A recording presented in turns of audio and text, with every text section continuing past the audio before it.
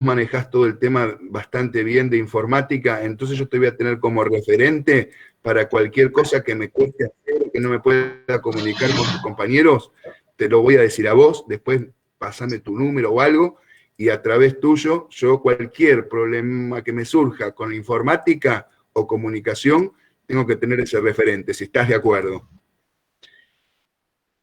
Sí, está bien, profe. Sí, porque tengo 3 años hecho de ingeniería informática. Bueno, venís como anillo al dedo para mi cero conocimiento informático.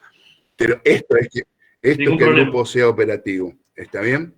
Y también les pedí que me agreguen al grupo que tengan y que por favor, si a ese grupo le pueden poner de nombre Historia 2021, para que no se me mezcle con 500 millones de grupos de otras escuelas que yo tengo. Ese grupo de celular que vamos a tener no es para que ustedes me pidan respuestas particulares porque no las voy a dar. Es para que yo, a ustedes, por cualquier circunstancia urgente, extra, algo que vi que no quedó claro, les mando un mensajito y me siento más cerca de ustedes. ¿Sí? Bueno, seguimos entonces. Esa filosofía, ese amor al conocimiento y esa utilización de la razón que llega pero a altos grados de descubrimientos y con altos grados de errores, va a dominar toda la antigüedad. Y no solamente estamos hablando de los griegos, y no solamente estamos hablando de los romanos, también tenemos que hablar de los musulmanes, por ejemplo.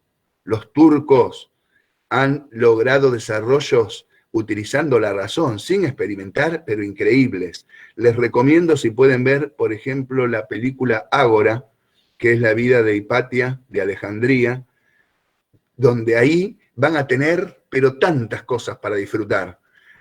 Hay problemáticas de género, problemáticas de ciencia versus religión.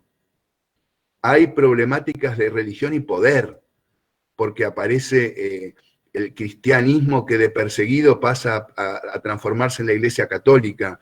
A Hipatia la matan porque es mujer y porque es sabia. Es alucinante, esa película es real, y bueno, y aparte es la historia de la quema de la Biblioteca de Alejandría, donde estaba guardado el gran resumen del saber de la antigüedad. Ahí veo que hay una Hernández. Graciela, ¿no serás una hija perdida o algo por el estilo, no? Bueno, no, pero perdida no porque estaba reconocida, si Hernández era el apellido. Bueno, esto que yo les estoy explicando, tengamos en cuenta que estoy dando unos saltos garrafales en la historia y que ustedes tienen toda su carrera para ir construyendo los pormenores de estos grandes procesos que yo les estoy explicando.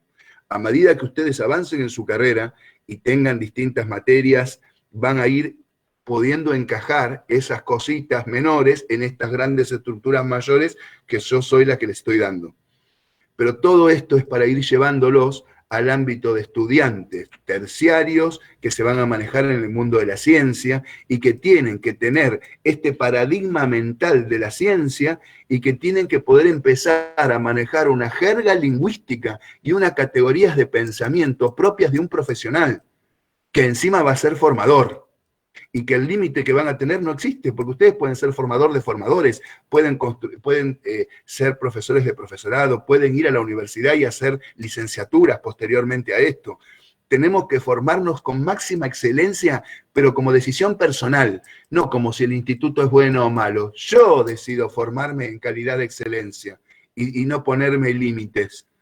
Tanto trabaje en una escuelita de Villa Itatí como trabaje en el San George, no importa. ¿Sí?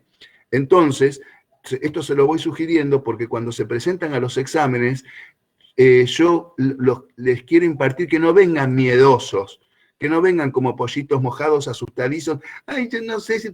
Vengan a ganar. Ganen o pierden la actitud, yo me estoy formando como un profesional y me estoy rompiendo el lomo para estar acá y sostener esto. Así que vengo a reclamar mi derecho a recibir mis calificaciones y me estoy formando como profesional. Denle categoría a su profesión. ¿Sí? Seguimos. Se sostiene convencionalmente que esta filosofía antigua, esta forma de entender la construcción del conocimiento, duró aproximadamente hasta el siglo XVI. Pero ya les voy a explicar qué es lo que pasó en el medio. Los procesos históricos, por supuesto que transforman e involucran a muchísimos, a todos los aspectos de las construcciones humanas. Y el saber y el conocimiento en todo momento y época fue y será una herramienta de poder, de dominación y también de liberación, según cómo se use y quién se apropie de ella. Por eso existen los grandes monopolios del saber y del conocimiento en distintas épocas históricas. A medida que ustedes vayan avanzando en su carrera, van a entender que la antigüedad llega a su final con la caída del Imperio Romano de Occidente, en el 400 y pico después de Cristo. Fue tan importante ese Imperio Romano, abarcó tanto espacio territorial, estableció tantos vínculos y relaciones de poder con las culturas de la antigüedad. Piensen que Roma terminó empoderándose sobre todo lo que había conquistado antiguamente Alejandro Magno. Y Alejandro Magno había conquistado con su padre Filipo a toda Grecia, pero Grecia, que era la Magna Grecia, no solamente la pequeña Grecia, que se extendía desde España hacia el oriente, pero que Alejandro Magno extendió su poderío desde Egipto hasta la India. Piensen lo que era eso. Y Roma terminó conquistando todo. Entonces, a tal punto fue importante la presencia y la estructura de Roma en la antigüedad, y para nuestra cultura occidental, obviamente, porque toma todas las construcciones del saber griego, más de todos los pueblos que tenían bajo su conquista. No se olviden que también los persas también, que también fueron conquistados. El saber de los egipcios. Pero al caer el Imperio Romano y ser Europa invadida por múltiples frentes y quebrarse esa estructura espacio sociocultural y de relaciones de poder, que ya verán en su momento por qué cayó el Imperio Romano, se pierde la unidad cultural europea que ya venía en jaque, porque eran tantos los pueblos que estaban cautivos bajo el poder de Roma, que la unidad cultural no existía. Se venía tambaleando fuertemente. Pero el cristianismo, no se olviden que Jesús, crean o no crean, pero vamos a la protohistoria, si quieren llamarlo así, nace en algo que era una provincia romana en ese momento. Nace en el propio Imperio Romano. Y el cristianismo empieza a gestionarse ahí, bajo el poder de Roma. No importa que estemos en Asia, el poder es de Roma.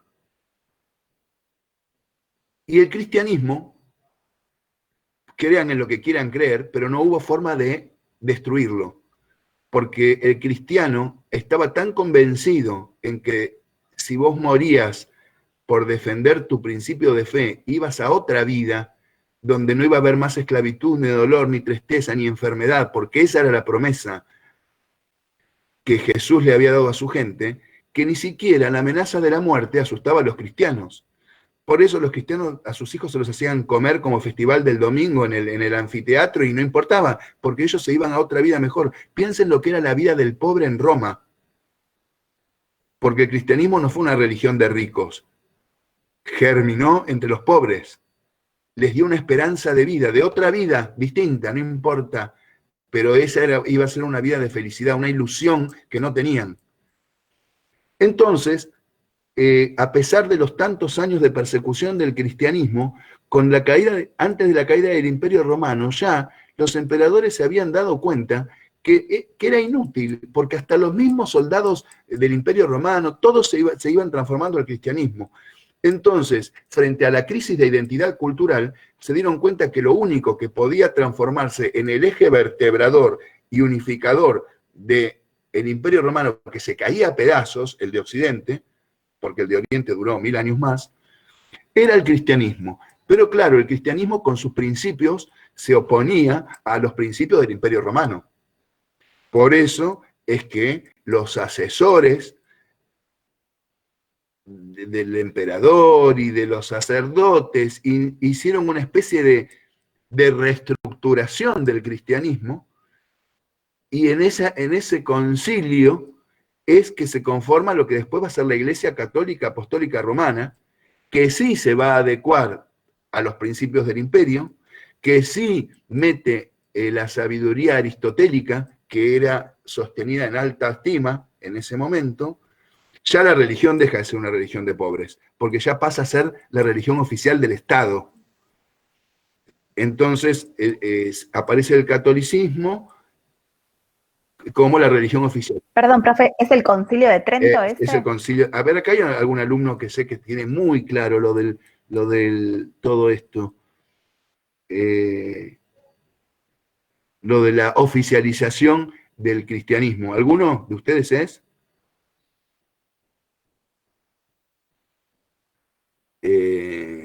Para Torres o Cerrone o quién es que sé que maneja muy bien esto.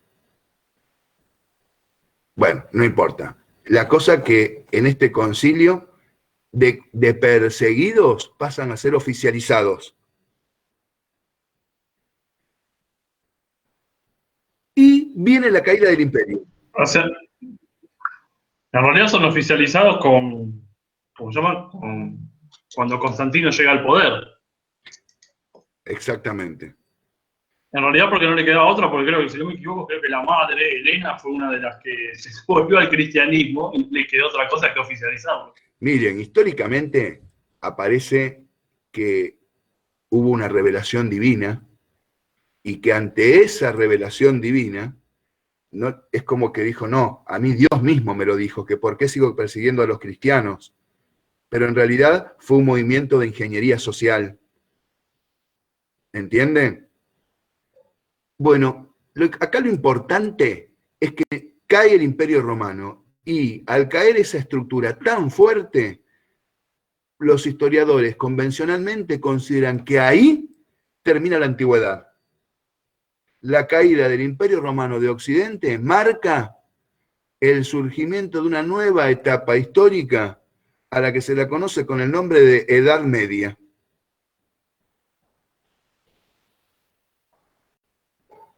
Como les dije, se había oficializado el cristianismo y la Iglesia Católica se transforma en el eje vertebrador de la unidad durante la Edad Media. Que la Edad Media dura 1000 años, chicos, porque empieza en el 500 y termina en el 1500 y pico con el descubrimiento de América o la caída de Constantinopla, que es la parte oriental del Imperio Romano. Durante todos esos 1000 años de Edad Media, no fue toda igual la Edad Media.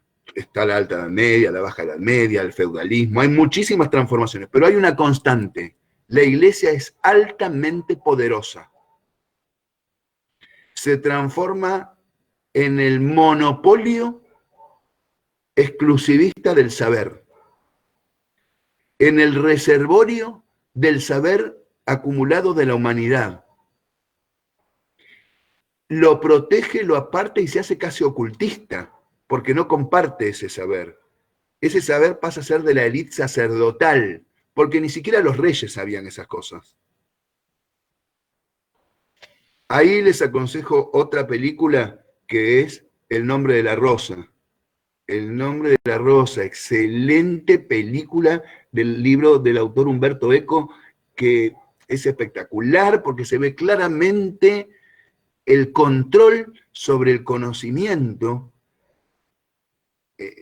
Bueno, la Iglesia tiene que sostener un sistema social que se basa en las 3 órdenes: los que trabajan, los que guerrean y los que oran.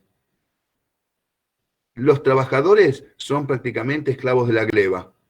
Viven para producir y producir y producir.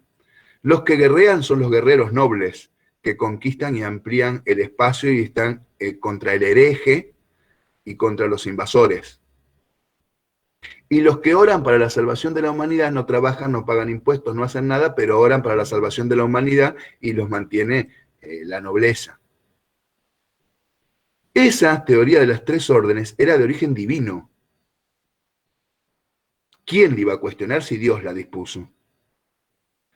Para que eso dure, y dure tanto tiempo, era importante que haya un nivel de ignorancia importante en la gente. Así que ese alto nivel de desarrollo y conocimiento que se había logrado en la antigüedad fue cercenado, castigado, quemada en la hoguera por bruja, castigado por magia negra, por diabólico, no sé, lo que quieran pensar, pero la Iglesia monopolizó el conocimiento y prohibió el circular de ese saber para poder ejercer esa ingeniería social a través del poder que le daba ocultar el conocimiento y tener a la humanidad sometida en el miedo al castigo divino, al infierno, a quemarse en azufre, etcétera, etcétera, etcétera. De hecho, los nobles en la Edad Media se la pasaban construyendo catedrales para garantizarse un lugar en el cielo el día de mañana. Cualquiera que tenga la suerte de poder ir a Europa va a empezar a ver todas las catedrales que se construyeron durante la Edad Media. Aparte que está llena de códigos masónicos, pero eso es otro tema, no importa. Ya en otro momento lo explicaremos. Pero ¿qué pasa? Yo les dije que toda la Edad Media no fue igual. Dentro de la Edad Media, ya en la Alta Edad Media empieza, a partir del siglo XIII en adelante, empieza a gestarse una clase social que va a cambiar la historia definitivamente. Para bien o para mal, eso no sé, sacaremos nuestras conclusiones. Pero empieza a gestarse una clase de comerciantes que no viven dentro del feudo, no están protegidos por el gran caballero, pero tampoco son esclavos, tienen que enfrentar día a día el desafío de sobrevivir fuera de un feudo, enfrentarse a los asesinos invasores, transar con ellos, negociar y, como siempre pasa en la vida, el que arriesga puede perder, pero puede ganar. Y esta clase de comerciantes que tuvo el riesgo de vivir afuera de la protección de los feudos, pero en libertad, que tuvo que enfrentarse a los invasores y a las pestes terribles que había durante la Edad Media, otra que el COVID-19. El 60% de la población europea se la llevó la peste negra. Pero estos comerciantes empezaron a armar unas ferias en unos lugares que eran ciudades antiguas abandonadas, que habían caído con la invasión múltiple del Imperio Romano, y esas ciudades se llamaban burgos, y a ellos se los empezó a llamar burgueses. Esos burgueses, acelero totalmente, ¿no? Pero espero que ustedes me vayan siguiendo esta línea explicativa, terminaron a la larga teniendo más poder económico que los propios reyes empobrecidos del despilfarro que hacían en Europa y el mal manejo. Tal poder económico llegaron a tener que obviamente empezaron a tener poder de influencia y presión sobre los reyes y a exigirles leyes que los beneficien, leyes que les den libertad de comercio, que no les hagan tener que estar pagando continuamente impuestos, impuestos, impuestos, y que todo su comercio y su producción esté reglada por la libertad, burgués, libertad, liberalismo. ¿Van asociando? Miren cómo la historia sirve para entender nuestra lógica actual, no solamente para acumular conocimientos del pasado, sino para ver cómo funciona la humanidad. El burgués quiere libertad y que el Estado no le ponga la cabeza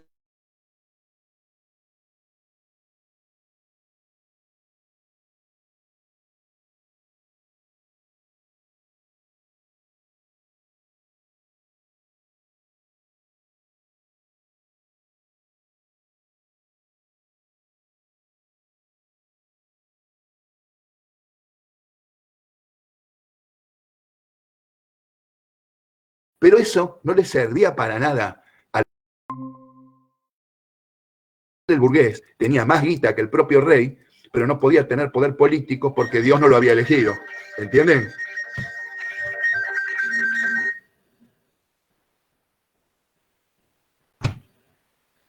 Así que podrán entender cómo los burgueses van a empezar a enfrentarse al autoritarismo del Estado, como el día de hoy. Un burgués liberal, ¿qué quiere? Que un Estado no se meta a manejarle la economía, ¿o no? Entendemos las ideas de liberalismo, antiliberalismo, Estado protagónico, Estado subsidiario. Bien, pero volvamos a esa época de la que estamos hablando. A nivel conocimiento, por más que existía un sistema que se denominó teocentrismo durante toda la Edad Media, porque Dios era el centro, principio y final de todas las cosas, y no estaba legitimado utilizar la razón humana para buscar respuestas, porque total todo estaba en la Biblia y por dogma había que asumirlo y punto. La Biblia obviamente se leía en otro idioma, aparte nadie sabía leerla, leía el sacerdote y punto. Y te decía lo que quería, pero a vos quedabas como excluido de tener que buscar respuestas. Todo estaba dado en este sistema teocéntrico. Pero sin embargo, como la burguesía cada vez crece más en poder económico y se va metiendo cada vez más en el poder del Estado, porque los mismos nobles empobrecidos empiezan a permitir que sus hijas se casen con burgueses, cosa que antes estaba prohibido.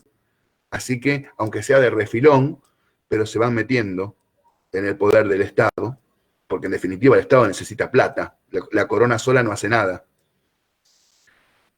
Pero a nivel conocimiento, ya les dije que en bajo catacumbas, en lugares ocultos, privados del ojo de la iglesia, se sigue trabajando, se sigue investigando. Todo el desarrollo de la alquimia de la Edad Media, la búsqueda de la piedra filosofal, el oro de transmutación, la medicina panacea que curaba todas las enfermedades, la química nace de la alquimia, esta mezcla entre ciencia y magia que el hombre de la Edad Media llevaba a cabo. Y en el siglo XVI aparecen pensadores que, como Galileo Galilei, que van a decir ya cosas que contradicen a los dogmas de la Biblia, exponiéndose a que la iglesia te queme en una hoguera o te ahorque, pero ya empiezan a pensar de manera moderna, porque a medida que una clase social se va haciendo fuerte, empieza a necesitar otras estructuras y plataformas que la sustenten. Siempre a unas relaciones específicas de poder las sostienen unas estructuras filosóficas que la argumentan y la apoyan. Y la estructura filosófica del rey de origen divino y etcétera, etcétera, al burgués no le sirve y va a luchar en contra de eso. Pero obviamente los reyes no se van a quedar de brazos cruzados, también van a luchar para sostenerse. Bueno, vamos a adelantarnos en el tiempo. ¿Cuál es el paradigma histórico de la caída de las monarquías de origen divino, las monarquías absolutas de origen divino? ¿Alguien quiere decirlo? Y se saca el micrófono y dice, ¿es este? La Revolución Muy Francesa. bien, Marcela, exactamente, la Revolución Francesa. No quiere decir que cuando se dio la Revolución Francesa, que aparte fue un largo proceso, no fue en un día, no fue la toma de la Bastilla y nada más. Fue un largo proceso y después de eso volvió la restauración monárquica. Pero el paradigma se rompió. Piensen que al rey, que antes lo consideraban elegido de Dios, lo terminaron metiendo en la guillotina y a su mujer también. El paradigma se rompió. Ahora ya no era la creencia, ahora eran relaciones de poder. Punto. También piensen que para esa revolución burguesa, porque fue una revolución burguesa la Revolución Francesa, no fue una revolución del pueblo, del campesino pobre y explotado, fue una revolución de los burgueses que se querían sacar de encima a los reyes y agarraron a la masa de campesinos, que eran millones, y los utilizaron para ponerlos de carne de cañón. Cuando lograron el poder, les metieron una patada de taquito y los volvieron al campo otra vez, pero ahora iban a ser explotados por dueños de estancia y no por reyes. ¿Entienden? Es como hoy cuando llenan a un camión de gente para ir a un acto político y los ponen miles y miles y miles, que en realidad atrás hay otra clase que necesita manipularlos. Bueno, ven que estos mecanismos, la historia no es cíclica, pero tiene lugares por los que suele pasar, con las variantes históricas propias. Bien. Ahora va a aparecer, ya estamos en el siglo XVIII, La gran revolución que le pone fin al paradigma de la monarquía absoluta, como dijo Marcela, es la Revolución Francesa. Pero hay otra gran revolución que le va a poner fin a la forma clásica de estructuración para la producción.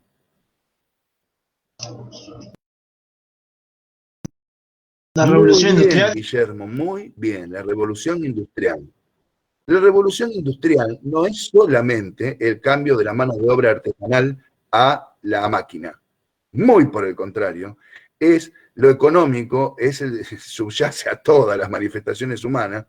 Así que la revolución industrial que se hace por los burgueses, que se hace en Inglaterra, que tuvo una acumulación primaria de capital que le permitió hacer esa revolución, y esa acumulación de capital que tuvo Inglaterra fue gracias al imperialismo, porque explotaba a colonias en el mundo. No es que fueron tan inteligentes que ahorraron para hacerla. Tenían la explotación colonialista. España tenía América ya. España no entró en la revolución industrial.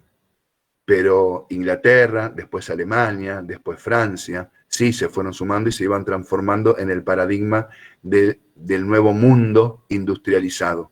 Todo de la mano de la burguesía a la cabeza, que se iba haciendo del poder cada vez más. En ese marco, donde aparecen las justificaciones racionales del poder, ya no religiosas, sino racionales, los pensadores como Rousseau, Montesquieu, el contrato social, donde el poder en realidad no es del gobernante, sino del pueblo, que a través de su voto cede el poder a un gobernante que lo tiene que representar, pero aparece lo que se llama el principio de retroversión del poder, que si el gobernante gobierna mal, el poder vuelve al pueblo. En eso se agarraron los revolucionarios de 1810 acá en el Río de la Plata, por ejemplo, el principio de retroversión del poder. Y otras cosas más, ¿no? Las ideas de la Revolución Francesa, libertad, igualdad, fraternidad, las invasiones napoleónicas que los españoles no nos defendieron, bueno, etcétera, etcétera. Perdón si los estoy confundiendo porque ese tema no iría acá, pero a mí me encanta la historia y vincular y relacionar todo. ¿Ustedes me van siguiendo, muchachos? Los estoy agobiando. ¿Vamos bien? No, profe, vamos bien, vamos bien, vamos bien. Sí, vamos bien, profe. Bueno.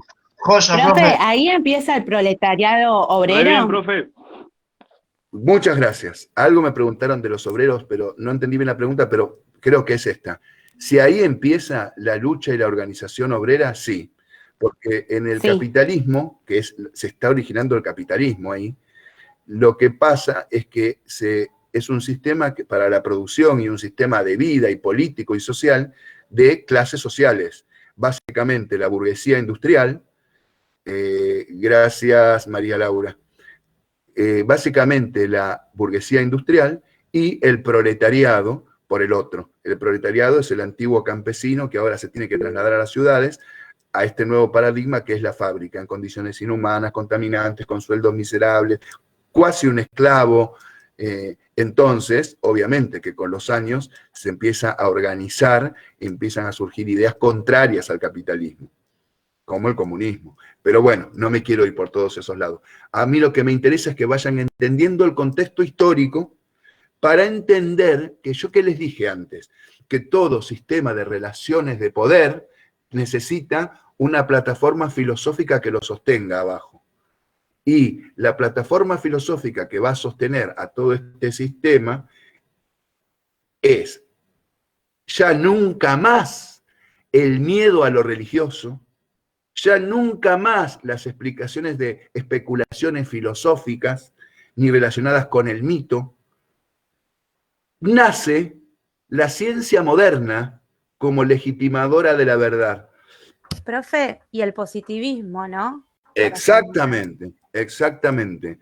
De la mano del positivismo. Que el positivismo es la corriente de pensamiento que dice, no me vengas con ninguna especulación de nada.